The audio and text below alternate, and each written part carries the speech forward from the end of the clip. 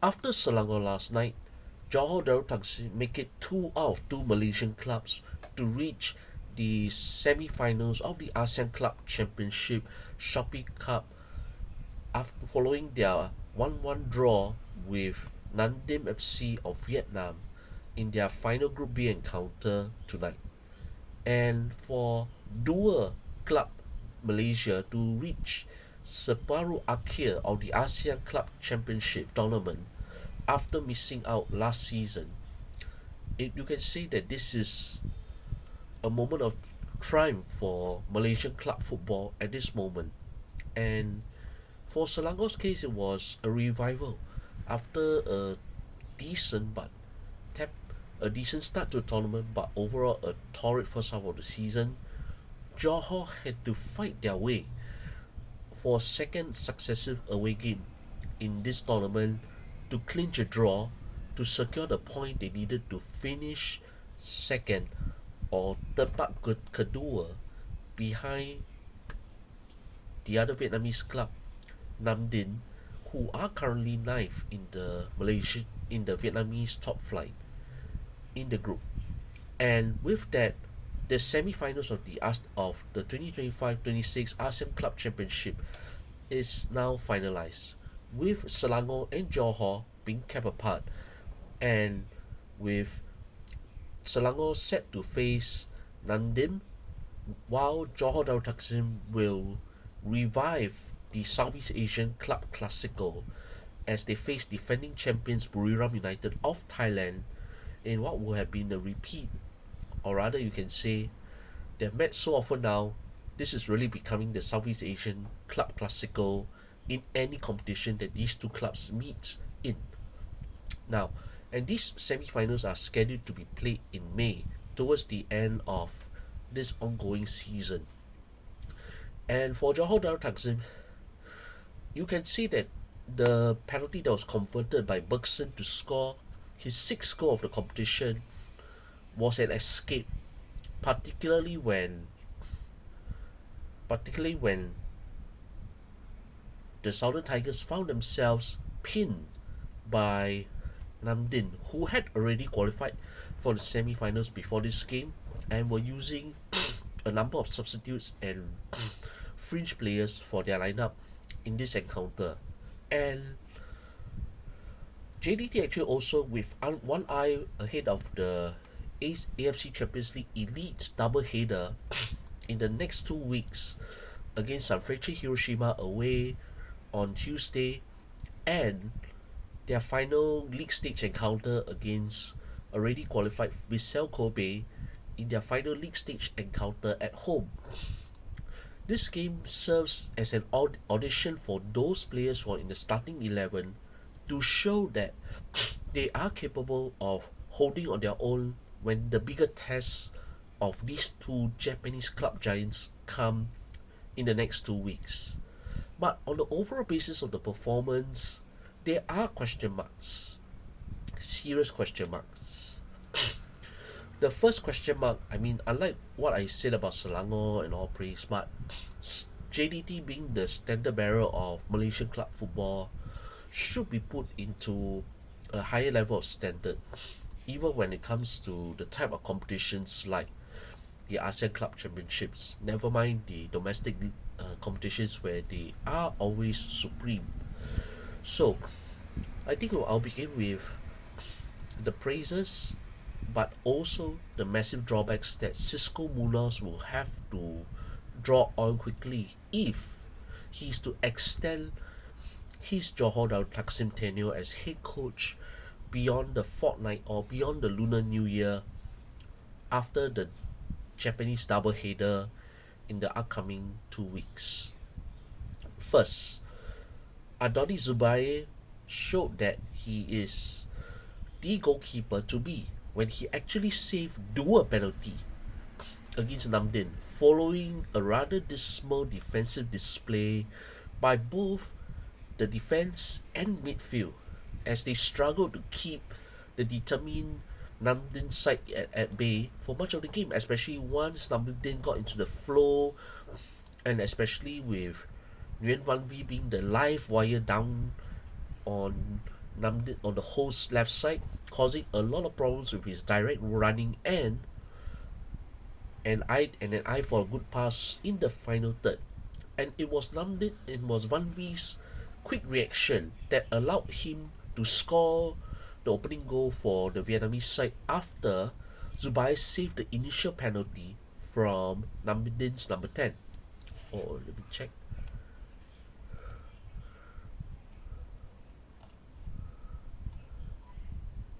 From Chio Cesar. So, and to be fair, Zubai had actually had to bail out the Southern Tigers on a number of occasions, and it was goals. It went beyond just the two big penalty saves that he had to make. The first one where he saved from Charles Caesar, but Van Bee was very quick to react on and the good goal stood despite the protest from Johor. And the second save, penalty save from Percy Tau in the second half.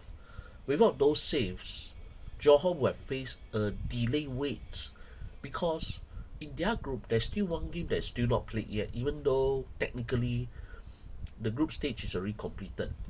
Due to the ongoing tensions between Thailand and Cambodia, the fixture between Priakanrich Sering and Bangkok United is now postponed to a later date. But given that the semi-finals are already decided, I think that game is inconsequential and may probably not be played at all. So there is that.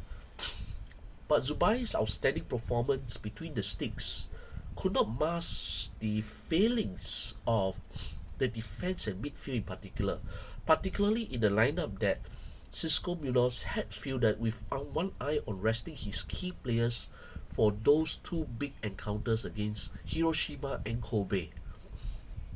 And when you look at the lineup, you had a three-man centre back where Shin Lowry was once again the captain, anchoring the three-man centre back pairing alongside Park Joo Hyung and Shahami Safari, who actually makes his first start in this competition or for the club this season, following a long layoff where he actually subsequently made a few substitute appearances prior to this game. And Shahami was actually not playing in his usual right wing back role or right back role, but rather on in the three-man centre back defense. While he's adapted that, but he's more naturally attuned to right wing back. Corbin Ong was deployed on the left wing back role with Iago Caesar in the right wing back role. And then you have the three-man midfield of Hector Havel and Manu Hidalgo in front of the three-man midfield triangle with Shamir Kuti Abba making his first start for Johor since returning from a number of loan spells at the defensive midfield role. And considering that a number of key players did not travel for this fixture in Vietnam, notably Antonio Gauder, Captain Nacho Insa, who else in this? And then you got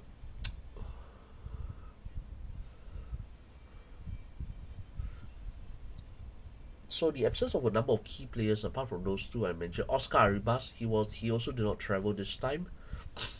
So it's up to these players who were chosen in the starting 11 to show that they could do the job, they could deputize. And crucially, Jairo also did not travel, so this meant Teto Martin or Alberto Martin Diaz starting up front in his first overseas game alongside Bergson, the club's top scorer. And here's the thing, while Teto has been terrorizing Malaysian defences in the opportunities that he has gotten, unfortunately his first starting outing outside of Malaysia has been lamentable. He rarely make an impact going forward, and with Namdin and with the Southern Tigers falling behind after Van V's opener, Teto only lasted a few more minutes before he was taken out in the 40th minute to be replaced by João Figueiredo. But never mind Teto's disappointing performance up front. Overall, it was in a way quite disappointing when it came to the midfield and the back five because they did not create the impression that they were capable of deputizing if they were ever need to be called upon. And also with Nacho Mendes also not on the flight to Vietnam, Syamel Kuti Abang was unable to show that he had learned much during his loan spells and also the odd appearance for the Malaysian national team to show that he's at a good level where he can compete for good place in the starting 11 or a good or place in the bench for Johor Darul Takzim, where competition internally is fiercer than some matches in the Malaysian Super League. And the thing is, with while Hector was able to pull the strings in midfield, Manu Hidalgo was very quiet throughout this game. He had minimal impact. So, and with Syamel unable to control the midfield, this allowed Namdin to seize control in the middle of the park, and with the defense struggling to cope with Namdin's quick counter attacks, the outcome was pretty evident when first Shami Safari he was the quickest in the lead up to that penalty which resulted in the opening goal. But unfortunately, I mean Shane Lowry is already quite old, already in the 30s, and he was drawn out. Park Jun Hyung was beaten. So questions had to be asked. Is Park really at the same level compared to the previous seasons at the Sultan Ibrahim Stadium? Obviously from this game, he didn't look that way as he struggled to cope with the intensity of the play, particularly when Van V was coming out charging at him down his flank.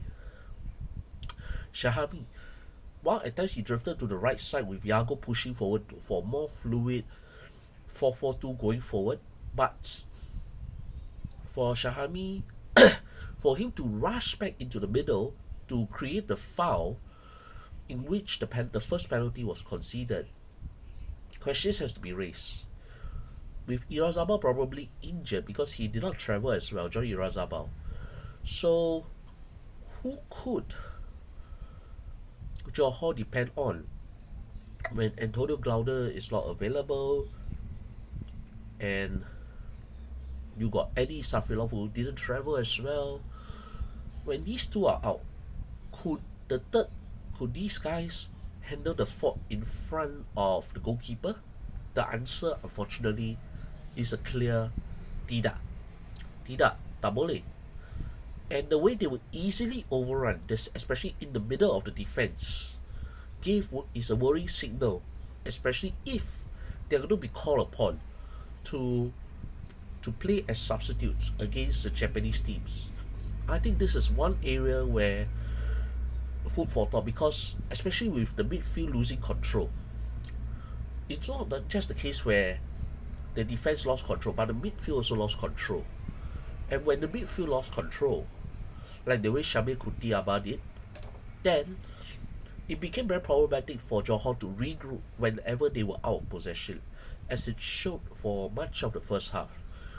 It was only after Afiq Faisal came on after the break, then did the midfield stabilize a little. But it's pretty clear that, I mean, Hector shows that he's still a reliable presence in the starting 11, and I do expect Hector Havel to be playing alongside Nacho Mendes and Angel Axente in the midfield trio against Sanfrecce next week.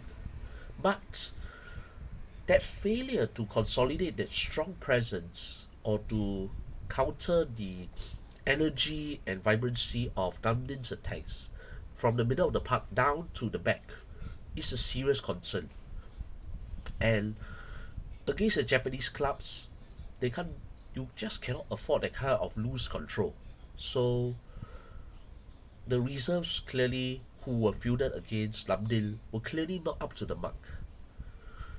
And it was also only after Feroz Maharuddin came on to replace Park Jun Hyung, then did the pace return.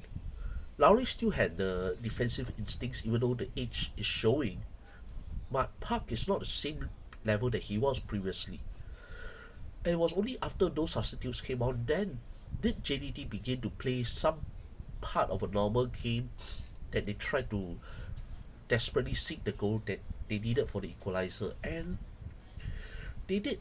But again, carelessness that resulted in the second penalty, where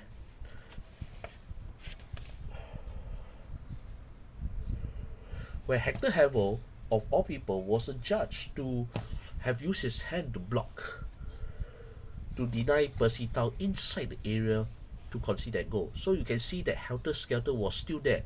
The settling part was not there. Park Jun Ho was again well beaten. Shane Lowry was not in position to immediately recover, and Hector was already recovering back deep beyond the midfield, deep into the heart of defense to try to stop a goal scoring attempt, only for him to intervene with his hand. So, question marks again. Fortunately, Zubair saved the day. If not for Zubair, I think Johor will have to wait a lot longer to see whether they will have reached the semi-finals of the ASEAN Club Championship. Now, moving on a bit to the penalty that JTT earned. Fortuitous in a way, but a bit of a clumsy handball from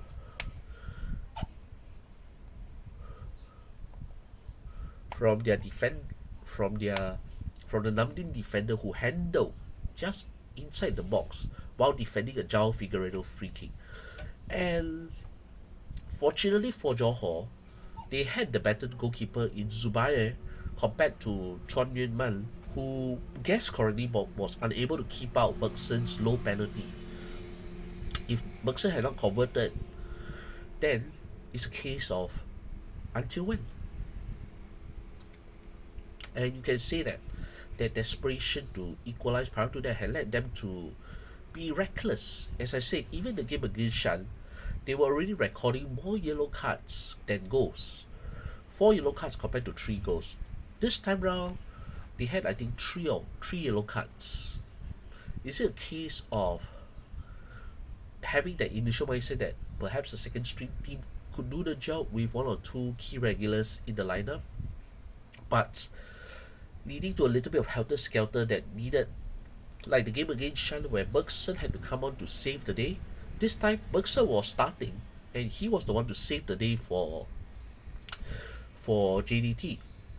Without Bergson's goals, I hate to put it, because Figueiredo is still not yet at his best. Hector Havel has already settled down to a good level, though not totally yet, at the level that he used to be before the enforced ban that he, Figueiredo, and John Irazabal had to serve when FIFA came down hard on that document falsification scandal involving the Football Association of Malaysia.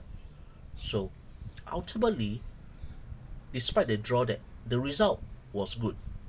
The draw was enough for them to secure second place, and Sering nor Bangkok can catch up with them no matter the outcome of the game, if it had to be played then nonetheless.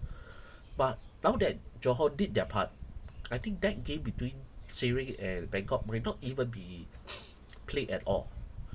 Because why play a game when there's nothing much to offer, and especially with Sering still having the AFC Challenge League commitments, as well as Bangkok United still involved in the ACL 2 knockout stages. So why would they want to find a date to play each other? And it's not just because of diplomacy issues, but with their own Asian commitments. I think it's probably just as well that Johor scored that late equalizer from the spot to seal their place in the semis. And with that, Cisco could heave a sigh of relief that they have gotten the result to continue their campaign. But Tanya is going to say this first. If Cisco is not careful, if he flops against San Fraiche away, and especially Vissel Kobe at home, then their place in the top 8 of the AFC Champions League Elite Zone League stage could be in serious jeopardy. And that could mean elimination, and if they were eliminated from the league stage, it could mean dismissal for Cisco Munoz and his coaching staff, even though they still have the ASEAN Club Championship. Because for Johor right now, it's no longer about winning the cup or the league, it's about excelling overseas. And this is the part that Johor at times had flattered to deceive.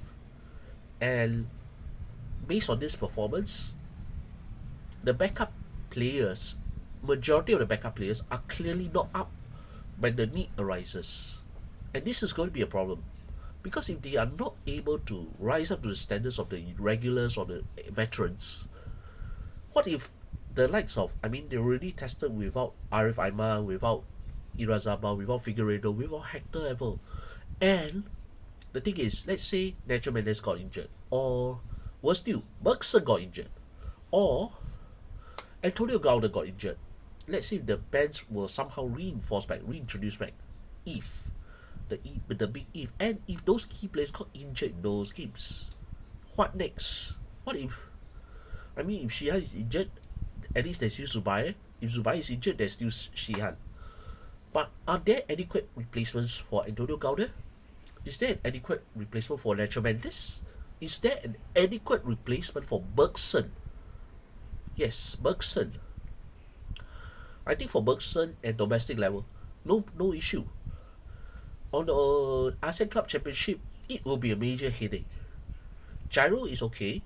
He's actually at a better level when it comes to playing in the ACLE. But who else? And already you can tell the difference on how Johor had played with and without Arif Aiman. And imagine when more of these players get injured, because it's inevitable that injuries will arise. What if already they are forced to play Shahami Safari in a fluid wing-back, centre-back role today, and it was not the best outcome in terms of the penalty conceded? So what next? And this is something, I mean, getting to the semi-finals is a minor cause of celebration, but it's Buriram United, their arch rivals in Southeast Asia, that they're going to face. So, not so straightforward.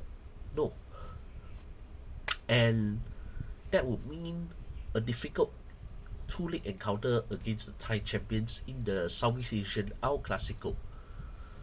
And in the ACLE, if they do not perform and somehow slip their top 8 advantage, it might be early curtains for Cisco Munoz. And it will be a major headache for the region of Johor, because he had said earlier a few months back that it was about making the transition, but this transition, and despite players going out overseas and returning, then not all of them have been up to the mark so far. So what next if they do not perform against Hiroshima and Kobe? And I think this is the bigger worry beyond the Tanya for reaching Sepuluh Akhir the ASEAN Club Championship, because this is not the time to be complacent.